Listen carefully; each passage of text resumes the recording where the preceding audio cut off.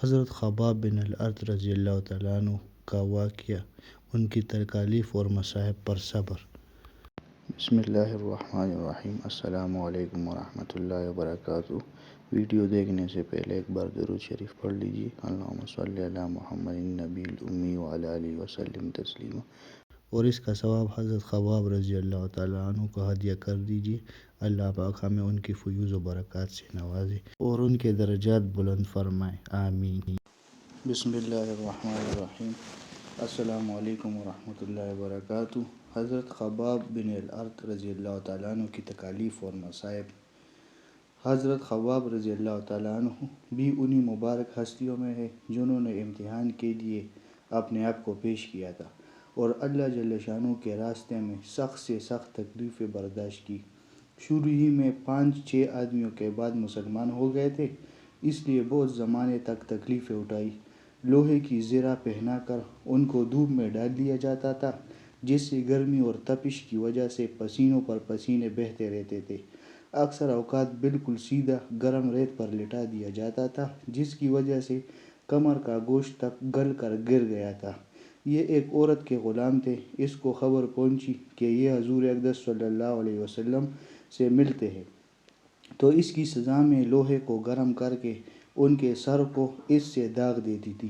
حضرت عمر رضی اللہ تعالیٰ عنہ نے ایک مرتبہ عرصہ کے بعد انہیں زمانہ خلافت میں حضرت خباب بن الارت رضی اللہ تعالیٰ عنہ سے ان کی تکالیف اور مصائب کی تفصیل پوچھی جو ان کو پہنچائی گئی تھی۔ انہوں نے عرض کیا کہ میری کمر دیکھیں۔ حضرت عمر رضی اللہ تعالیٰ عنہ نے کمر دیکھ کر فرمایا کہ ایسی کمر تو کسی کی دیکھی ہی نہیں۔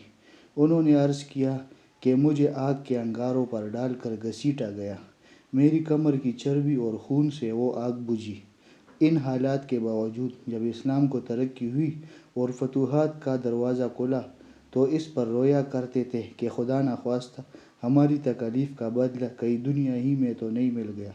حضرت خباب رضی اللہ تعالیٰ عنہ کہتے ہیں کہ ایک مرتبہ حضور اقدس صلی اللہ علیہ وسلم نے خلاف عادت بہت ہی لمبی نماز پڑھی۔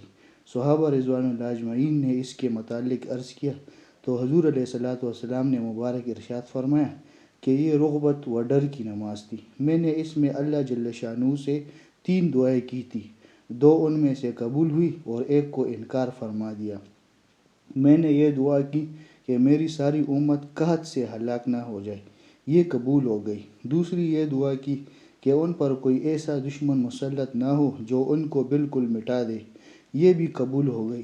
تیسری یہ دعا کی کہ ان میں آپس میں لڑائی جھگڑے نہ ہو، یہ بات منظور نہیں ہوئی۔ حضرت خباب رضی اللہ تعالیٰ عنہ کا انتقال 37 ہجری میں ہوا اور کوفہ میں سب سے پہلے صحابی یہی دفن ہوئے۔ ان کے انتقال کے بعد حضرت علی کرم اللہ وجہہ کا گزر ان کی قبر پر ہوا تو ارشاد فرمایا، اللہ جل شانہ حضرت خباب رضی اللہ تعالیٰ عنہ پر رحم فرمائے۔ اپنی رغبت سے مسلمان ہوا اور خوشی سے ہجرت کی اور جہاد میں زندگی گزار دی اور مصیبتیں برداشت کی۔ مبارک ہے وہ لوگ جو قیامت کو یاد رکھے اور حساب کتاب کی تیاری کرے اور گزارہ کے قابل مال پر قناعت کرے اور اپنے مولا کو راضی کر لے۔